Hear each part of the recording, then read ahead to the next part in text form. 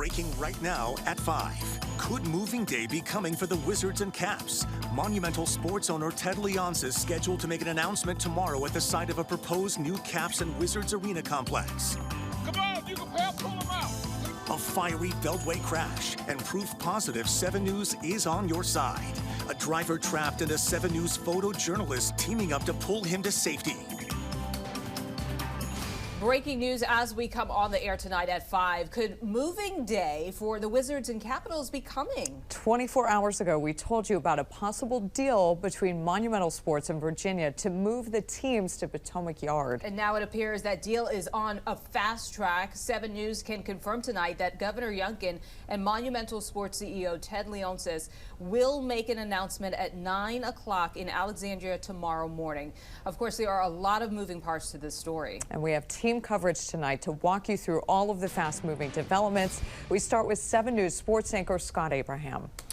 Yeah, Megan and Michelle, I tell you what, this all is happening so quickly. All signs are now pointing toward the Washington Capitals and the Washington Wizards being moved from downtown D.C. to Northern Virginia. As you mentioned off the top, 7 News can confirm a 9 a.m. event tomorrow at Potomac Yard in Alexandria, Virginia. Ted Leonsis, the majority owner of the Caps and the Wizards, will be there alongside Virginia Governor Glenn Youngkin and Alexandria Mayor Justin Wilson. The belief is that there will be some sort of an announcement for the construction of a new arena that will be home to the Caps and the Wizards. Just yesterday, Virginia lawmakers voted to approve the plan for the construction of an 8 million square foot sports and mixed-use campus at the Potomac Yard site. At the moment, the project still has to be approved by the Virginia General Assembly and Alexandria City Council. So also worth mentioning that the expectation is that the Caps and the Wizards are in fact going to move across the river. This is going to be a massive blow to the district. The motion carries. A day after a source told 7 News, Virginia lawmakers voted to approve a plan to move the Washington Wizards and Capitals out of the district and into Alexandria. Residents here are reacting. This is 3 blocks from our house, about 4 blocks from our house. I wouldn't want it in my neighborhood, frankly, but I think that it's mostly a ploy by Ted Leonsis and the Wizards and the Capitals to get D.C. to provide more support for redoing the building where they're at right now. I am pro-development, but I'm very concerned that it's smart development, that I want to make sure that we have the infrastructure to support the capacity. As we seek reaction and clarity tonight, I did call outgoing Alexandria Mayor Justin Wilson and asked if he could comment. He didn't give specifics, only saying, quote, there will be plenty of comments tomorrow. All right, so far, local officials are not ready to go on the record with comments on this big story. Our entire 7 News team has been reaching out to leaders across the region. In fact, we've contacted D.C. Mayor Muriel Bowser and the Deputy Mayor for Planning and Economic Development. A D.C. Council hearing was delayed today. Our Sam Ford asked if the arena talks were the reason for that. He got no comment there. 7 News also reached out to Alexandria's Economic Development Partnership and Virginia Governor Glenn Youngkin, who is expected at Potomac Yard tomorrow, as we mentioned. We will let you know if we hear back from any of them.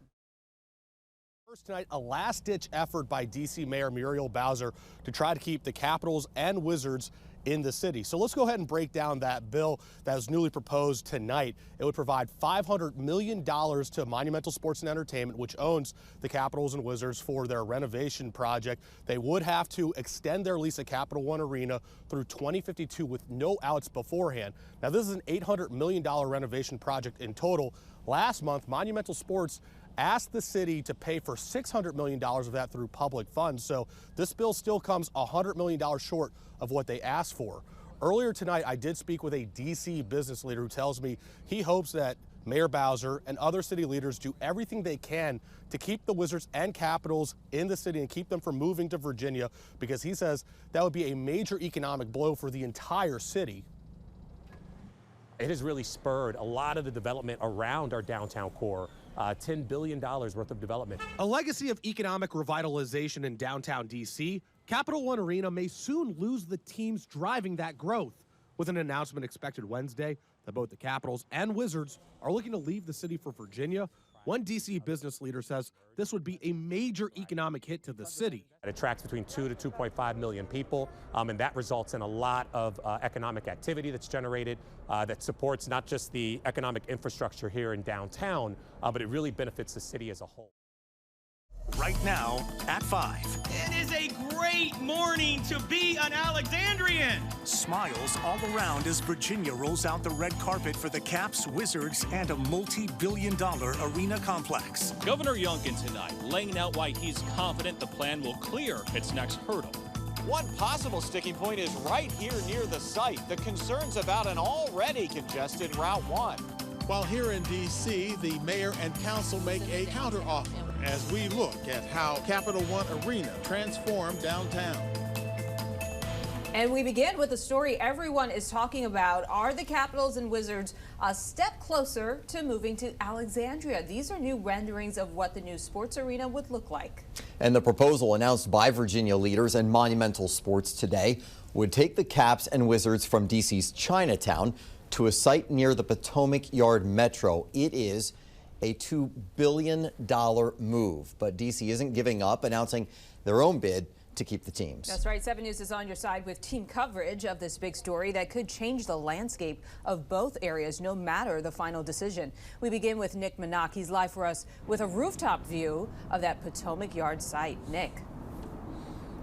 Well, this will all have to go to the Virginia General Assembly for approval. We'll get to that in just a moment, but first I want to show you the area of where this proposal is expected to be built. You can see it just over my shoulder. Take a look at this video from earlier today. You can see Potomac Yard neighborhood, the Metro Rail stop, a big parking lot where the arena will be built, and the rooftop of the Target, the Staples, off of Route 1 here in Alexandria. And here's what the location is expected to look like when the project is finished. This will include an arena for both the Washington Capitals and Washington Wizards, the global corporate headquarters for Monumental Sports and Entertainment, a performing arts venue, a new retail, residential, restaurants, hotels, conference, and community gathering spaces. So a whole lot planned for this area.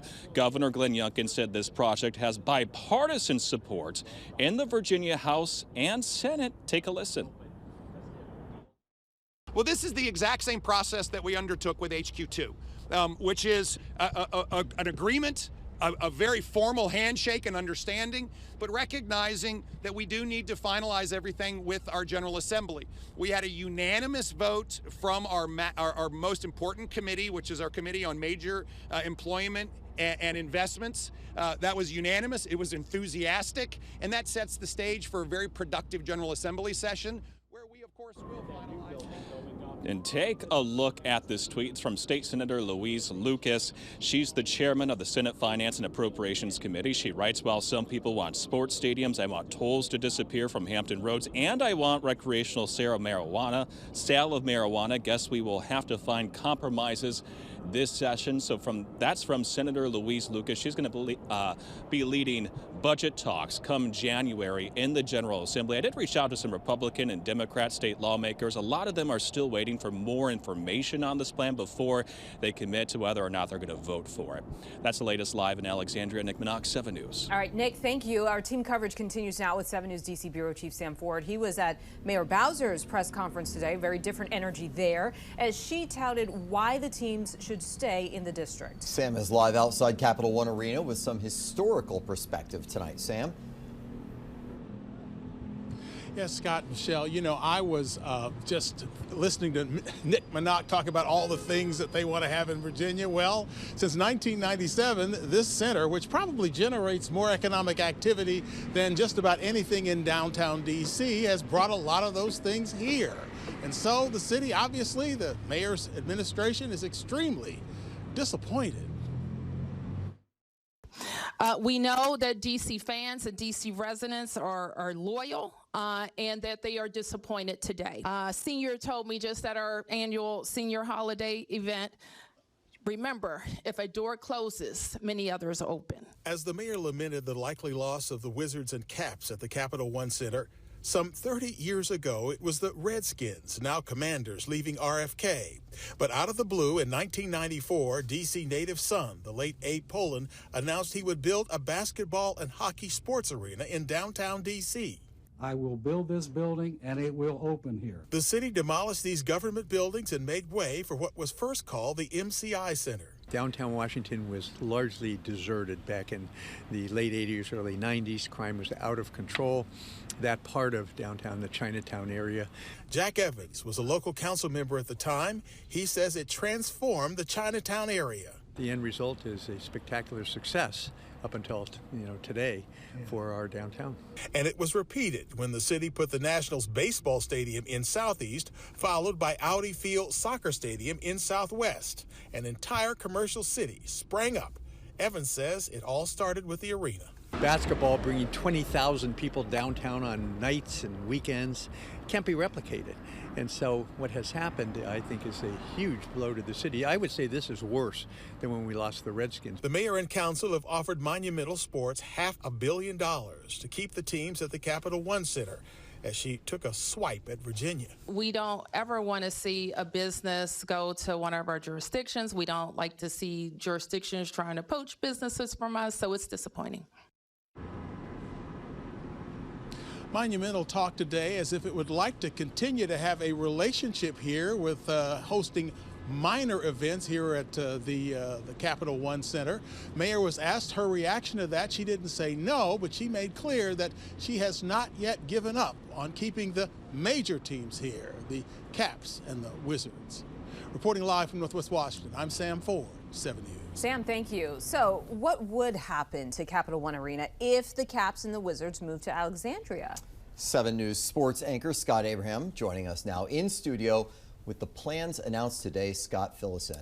Yeah, Scott and Michelle, the big question I've been getting from viewers on social media platforms, what is now going to happen with Capital One Arena? Leonsis is going to have this new shiny toy in Alexandria, but at the same time, he will still be the owner of Capital One Arena in downtown D.C. If the Wizards and Capitals move across the river, Leonsis mentioned today about transforming Capital One into a unique, flexible arena. We're talking a lot more concerts and a bigger showcase of women's sports. Leonsis envisions his WNBA team, the Washington Mystics, to potentially play their home games again at Capital One Arena.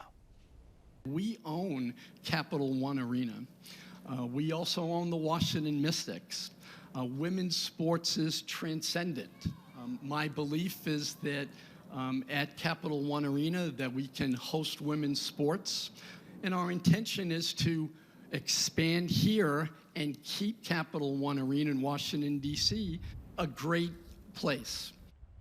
Okay, to be clear, this is still several years away. Under the terms of his lease with D.C., Leonsis can't move the teams to Virginia until 2027. He mentioned today that the new arena at Potomac Yard would be ready in 2028. Potomac Yard residents say regarding congestion, nearby Route 1 is already bad, and Potomac Avenue, the street the new arena would sit on, was not built for this. It is unsustainable. This is supposed to be a back way for local residents. Local and state leaders promise road improvements, but there are few details. We've still got some work to do. We need some additional plans on transportation. Clearly, this is going to be a transit-driven operation. There are a very small number of parking spaces that are proposed as part of this project. Alexandria Mayor Justin Wilson says the new Potomac Yard Metro Station is the main way people would get to the proposed arena and entertainment district. Both blue and yellow line trains come to the station, which just opened back in May after delays and going over budget. Other non-car alternatives include nearby bus-only lanes on Route 1, plus trails for walkers and bikers. But there's little question some fans would drive, and the nearby GW Parkway and Route 1 already get jammed during evening rush hour, which is exactly when fans would come to many games. Also, sometimes when nearby Reagan National Airport gets busy, its traffic can spill onto both those roads. Residents fear an arena would create a nightmare, but per elected leaders, there's a big plan to open up access to all the major thoroughfares. We're going to make improvements to some of the road network and make sure both that we protect our neighborhoods and we ensure that people who are driving can get in and out of here. By the way, we asked for details on that, quote, big plan the governor was talking about. Haven't heard back as of yet. By the way, also, you see those Christmas lights across Route 1 there. That's a neighborhood, and there are also some concerns tonight that if this new arena gets built, where they want to put it on the other side of the shopping center here, since there isn't much parking with it, folks may want to park in those neighborhoods and walk over to it. That's one of the things the mayor was talking about, indicating they want to find a way to prevent that from happening when and if this arena gets built, and it would open in 2028.